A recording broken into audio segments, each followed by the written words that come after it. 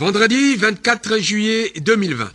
C'est en ce jour que le président de la République, chef de l'État, Félix-Antoine Tshisekedi Tshilombo, a présidé la 41e réunion du Conseil des ministres, dont l'ordre du jour prévoyait les points ci-après. 1. Communication de son Excellence, Monsieur le Président de la République, chef de l'État. 2. Points d'information. 3. Approbation d'un relevé des décisions du Conseil des ministres. 4. Examen et adoption des dossiers. 1. De la communication de son Excellence, Monsieur le Président de la République. Le Président de la République a fait sa communication sur 2 points.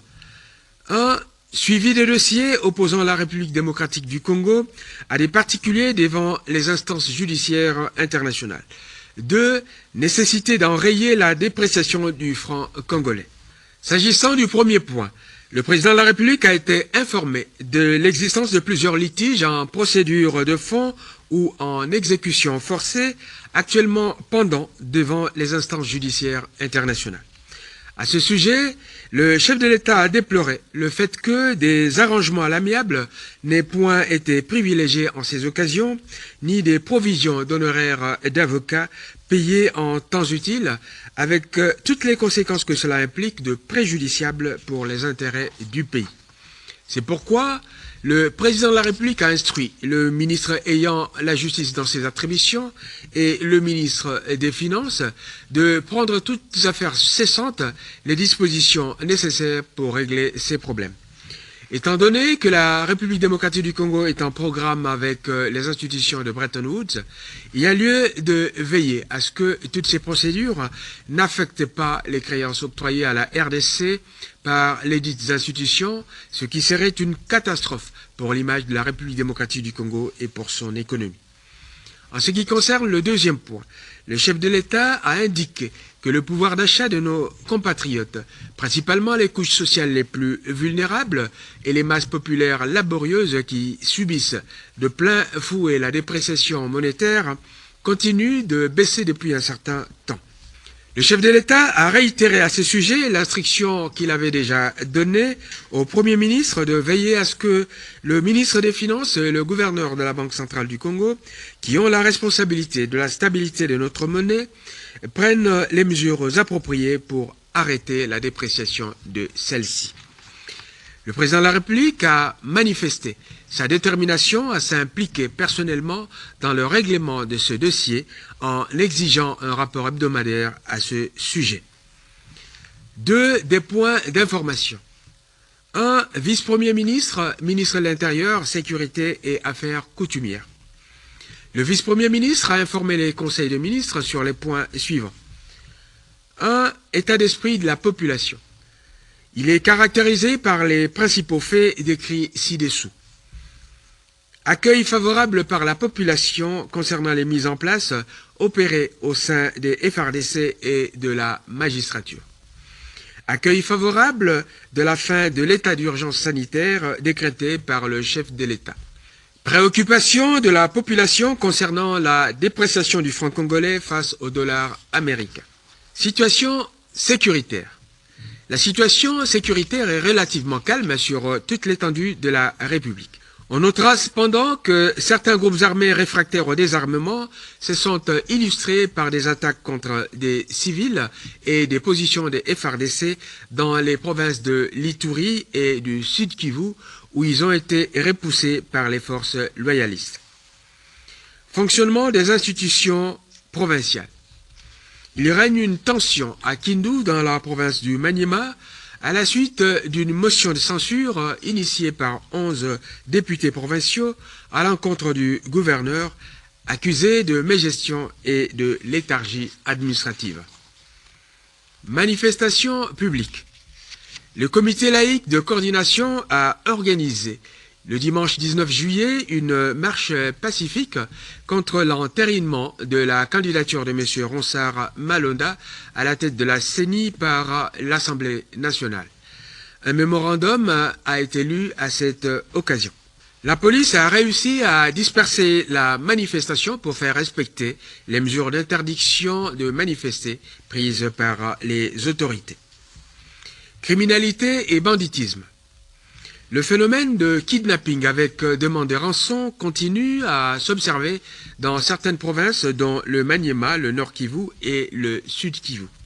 Les services de sécurité sont sur les traces des auteurs de ces actes odieux. Situation sociale. Dans la province du Sud Kivu, on note la menace de grève brandie par le syndicat des enseignants du secteur public qui conditionne la reprise des cours au paiement de leurs collègues non payés et à la suppression des zones scolaires. Conflit relatif aux délimitations administratives internes et interprovinciales. On observe ça et là ce type de conflit, souvent porteur des germes d'embrasement et d'atteinte à l'unité nationale. À ce sujet, le vice-premier ministre, ministre de l'Intérieur, Sécurité et Affaires coutumières, a pris l'initiative de l'envoi sur terrain des équipes d'experts appuyées par des géographes et topographes spécialisés dans le règlement de ce genre de conflit pour faire respecter les limites existantes. Ministre de la Défense nationale et ancien combattant. Situation sécuritaire du pays.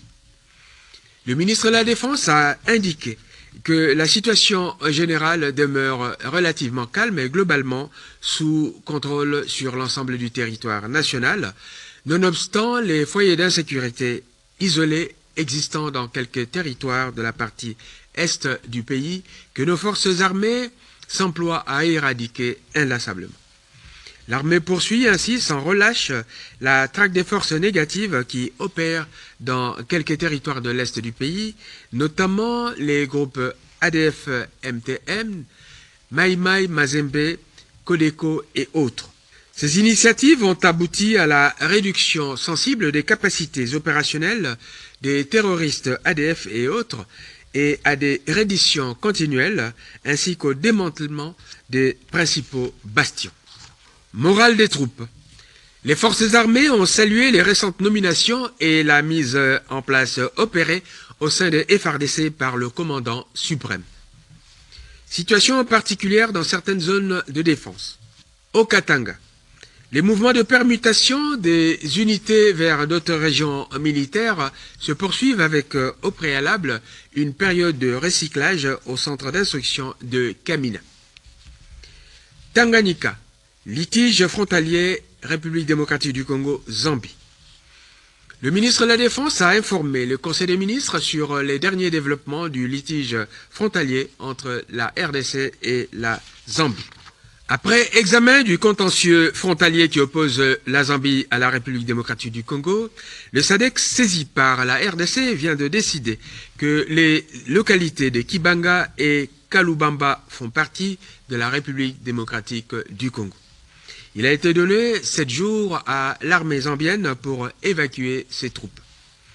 À l'annonce de cette bonne nouvelle, le président de la République a réitéré le souhait de voir les Africains unis et rassemblés autour des multiples défis à relever. Territoire de Lubero. Le gouvernement continue d'enregistrer des redditions des combattants Mai Mai, FPP, AP. Besoin de l'armée. Ces besoins ont été exprimés par le ministre de la Défense. 3. Approbation d'un relevé des décisions du Conseil des ministres. Le relevé des décisions de la 40e réunion du Conseil des ministres du vendredi 17 juillet 2020 a été adopté. 4. Examen et adoption des dossiers. Ministre de la Santé publique. Le ministre de la Santé publique a exposé sur l'évolution de la pandémie Covid-19 et celle de l'épidémie à virus Ebola. Covid-19. Situation épidémiologique au 21 juillet 2020. Cumul des cas 8626. Nombre de décès 197. Personnes guéries 4790. Localisation des cas. Kinshasa avec 85% des cas, le Congo central, le Sud Kivu, le Haut-Katanga, le Nord Kivu, Lualaba, Ituri, Otoile, Chopo, Kwilu, Sud-Ubangi, Équateur, Olomami, Kasaï et Kwango. Il y a lieu de noter que la province de Kasaï vient d'être touchée par un cas.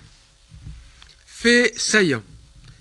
Déclaration par le chef de l'État de la mesure de levée de l'état d'urgence sanitaire depuis le 21 juillet 2020. Menace de grève des prestataires de santé dans le Congo central. Ils réclament le paiement de leurs primes.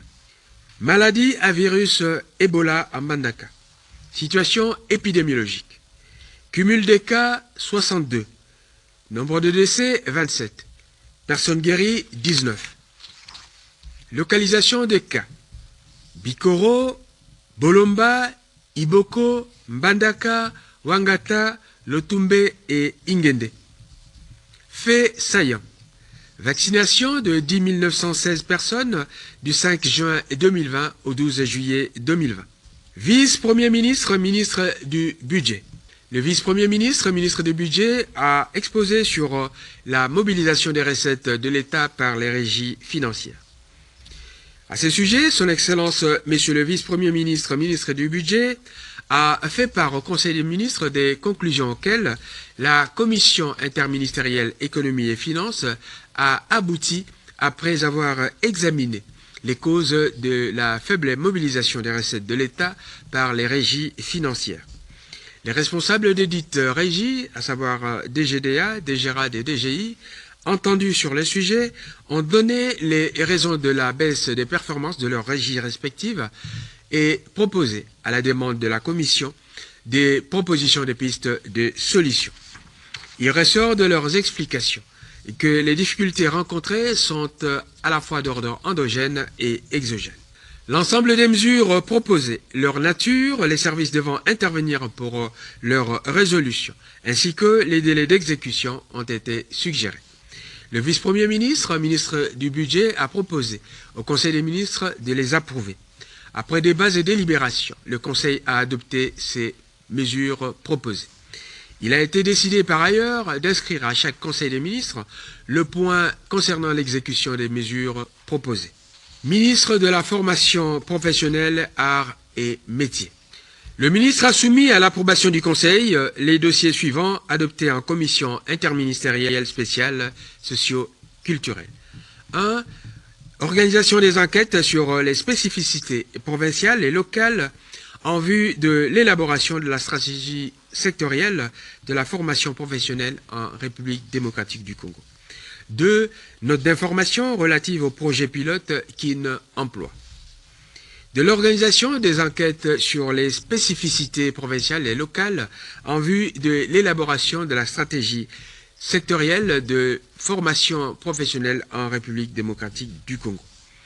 La République démocratique du Congo dispose d'une large population jeune et en constante augmentation.